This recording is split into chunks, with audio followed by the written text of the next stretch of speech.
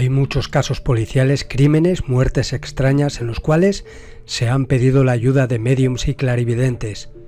Gracias a ello se han resuelto muchos casos.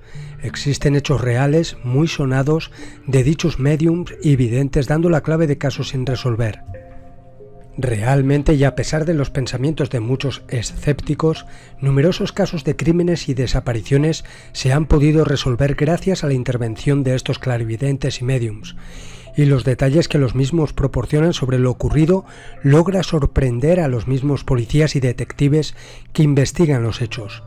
El papel que desempeñó el psíquico australiano Philip Durant en la desaparición de Paula Brown en 1996 fue crucial para que la investigación tomara otro rumbo. El novio de Paula contactó a Durant para que lo ayudara a encontrar a la joven mujer. Fue entonces cuando el clarividente tomó un mechón de cabello de Paula, un péndulo y un mapa cuadriculado. Así fue capaz de determinar el lugar exacto en el que yacía el cuerpo de la víctima. El ex paracaidista estadounidense Dennis Prado había desaparecido de su apartamento sin dejar ninguna pista. Después de semanas de investigación y búsqueda, la policía decidió contactar a la psíquica Annette Martin. Annette pudo indicar a través de un mapa dónde se encontraba el cuerpo de Dennis. También aseguró que el ex paracaidista murió por un fallo respiratorio. Gracias a las declaraciones de Annette, la policía pudo dar con el cuerpo de Dennis y la autopsia revelaría, tal y como indicó la clarividente, que la muerte se había debido a causas naturales. A principios del año 1984, una pequeña avioneta con 4 pasajeros a bordo desapareció misteriosamente. La Patrulla Aérea Civil y la Fuerza Aérea de los Estados Unidos se dispusieron a realizar una exhaustiva búsqueda sin resultados. Fue entonces cuando contactaron a la famosa clarividente Noreen Renier, quien ya había trabajado anteriormente con la policía en más de 600 casos. Renier solicitó que le entregaran alguna pertenencia de las personas desaparecidas en el vuelo. Al hacerlo comenzó a tener visiones sobre los mismos y también fue capaz de identificar el lugar donde había caído la avioneta con total precisión. Muchos detectives quedan asombrados por las sorprendentes y detalladas descripciones que hacen los psíquicos en algunos casos de personas desaparecidas y asesinadas, a pesar de que los poderes de estas personas no pueden ser mensurables a nivel científico. Sin duda alguna, la precisión de sus predicciones y visiones hacen que hasta el más escéptico comience a creer en lo paranormal. El miércoles 18 de enero de 2017, el cadáver de un joven es descubierto en el kilómetro 698 de la Ruta Nacional 14, en San Vicente, Argentina. Causa de la muerte es un impacto de bala en la cara. La División de Homicidios de la Unidad Regional 8 inicia la investigación e identifica a la víctima como Diego Anger, alias Cristian, un joven de 20 años vecino de San Vicente. Pocas horas después del crimen, la policía argentina detiene a un sospechoso, un hombre de 51 años a quien atribuyen el asesinato por un asunto de drogas. El caso parecía cerrado. Tras la autopsia, el magistrado del Juzgado de Instrucción número 3 de San Vicente, Gerardo Casco, entrega el cadáver de Cristian a la familia para que proceda al velatorio y entierro. Y entonces ocurre algo insólito. Alrededor de las 23 horas del viernes 20 de enero, una joven de 14 años, vecina de la víctima, que había asistido al velatorio, ingresa en el hospital de San Vicente con un fuerte ataque de ansiedad. Asegura que tras presentar sus respetos a la familia, acudió al cuarto de baño y allí se le presentó el fantasma de Cristian. El aparecido dijo a la asustada muchacha que el detenido no era el autor de su muerte, y acto seguido le reveló la identidad de los verdaderos asesinos. Según el doctor Claudio Soto González, director del Hospital de San Vicente, la niña insistía en que el espíritu de Cristian le había mostrado la escena de su asesinato, y los verdaderos autores eran el padre y los amigos de una menor de 12 años con la que Cristian había iniciado una relación sentimental. El doctor Soto y los médicos de San Vicente, en vista de la insistencia de la muchacha y de su grado de angustia y excitación, decidieron comunicar dicha información al juez Gerardo Casco.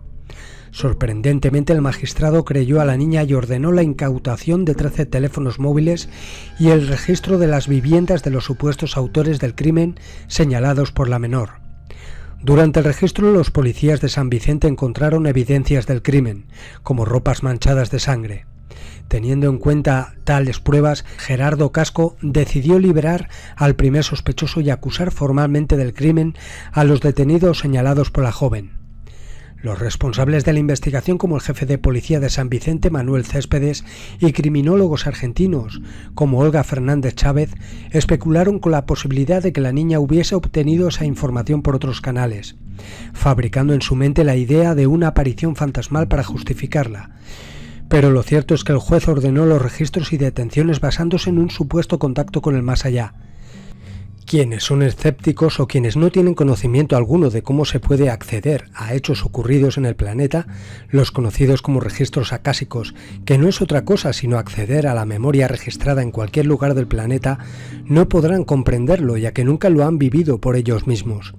Hay humanos que podemos acceder a estos registros y que podemos ver lo que ha ocurrido realmente. Sí que hay veces que los datos pueden ser erróneos, pero esto es debido a los registros mentales de la gente que habita en el planeta o en ciertas ubicaciones, ciudades, pueblos, etc. El planeta contiene una gran mezcla de registros sobre su superficie, creada por todos los seres vivos que en él habitamos actualmente y los que habitaron en él y ya no están. Para no caer en el error, debemos observar todos los registros que existen sobre un acontecimiento específico y discernir cuál es el verdadero y cuál ha sido creado por la imaginación de la masa humana. A veces es un trabajo muy difícil ya que hay mucha mezcla de pensamientos acumulados. Estos registros mentales se mezclan con los registros vividos realmente por los seres vivos del planeta. Ocurre lo mismo con los contactos con supuestos espíritus de gente que ha desencarnado. En ocasiones el contacto se produce no con un espíritu de alguien que ha quedado atrapado en un lugar específico, sino con la forma pensamiento que algún humano ha creado durante años o con la creación de alguien con ese poder mental, lo que comúnmente se le llama ser tulpa. La mente humana es muy poderosa y cualquiera puede crear entidades formadas con pensamientos negativos o positivos repetitivos continuamente.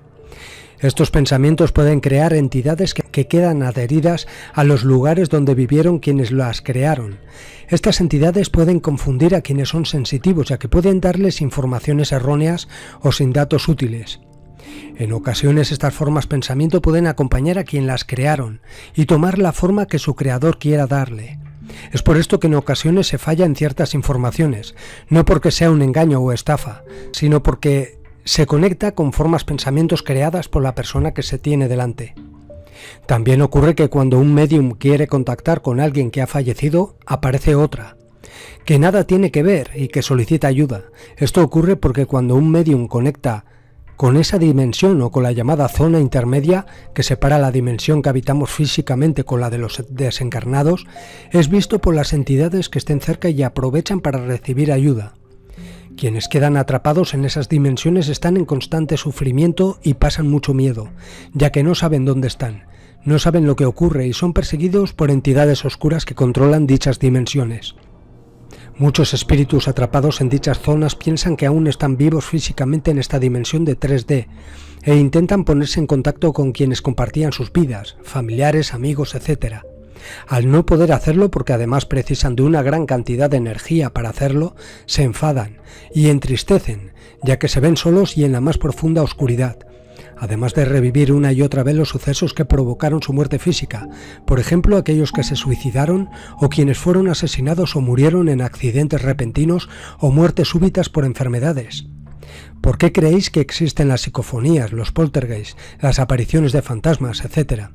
Hay muchas causas que provocan estos contactos, pero las más comunes son los intentos de contacto de ese plano de espíritus atrapados con este plano físico. Están pidiendo ayuda a su manera. Al no poder utilizar mucha energía para acceder a este plano físico, utilizan ciertas herramientas para llamar la atención. Una de las formas de hacerlo es la de asustar a quien vive en una casa, por ejemplo, moviendo cosas o dando golpes. A un familiar que saben los espíritus atrapados, que avisará a alguien que sepa cómo sacarlos de ahí, que avisará a alguien que tenga facultades mediúmnicas para ponerse en contacto con ellos y así liberarlos del tormento eterno.